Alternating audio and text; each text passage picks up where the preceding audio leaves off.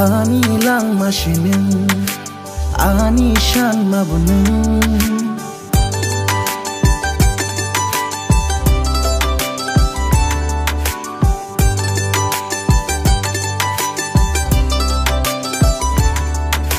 Ani lang masinin, ani shan mabunun. Wan shuk mungo bunun, khatang mau bunun.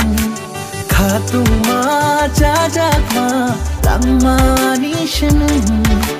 Khatung ma jajak ma lang ma nishanun. Ani lang masinin, ani shan mabunun.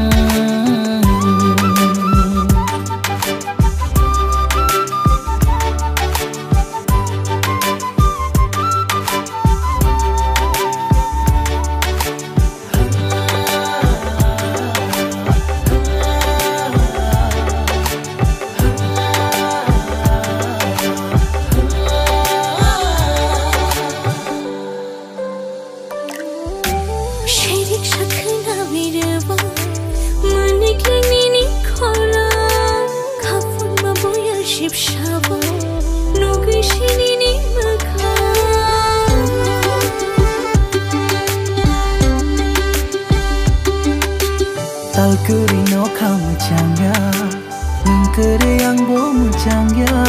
Lokha tala thukri baksha, nung bayani yokha baksha. Nikle lek mukhango, nuguyo kapang kumao. Niyo tung teibo, amle deke namu jumbo.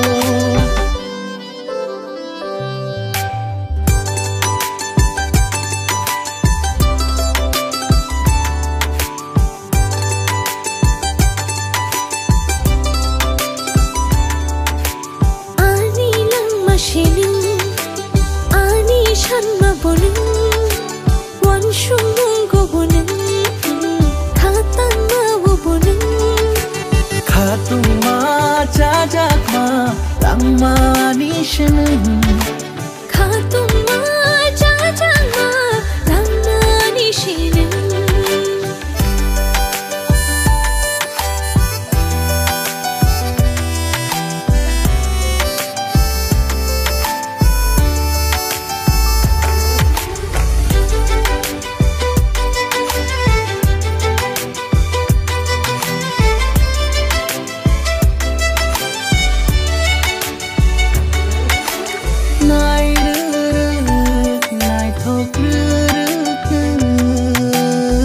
Shotunui telango kano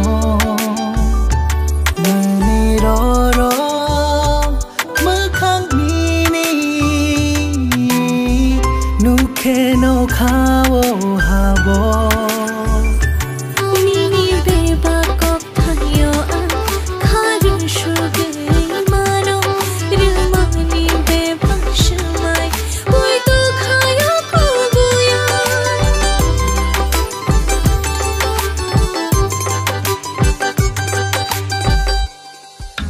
Ani lang masinin, ani shan mabunun.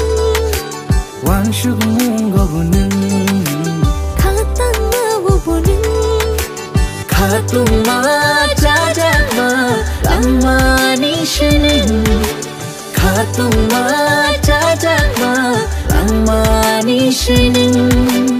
Ani lang masinin, ani shan mabunun. Wan shuk mungo bunun, khatang mau bunun.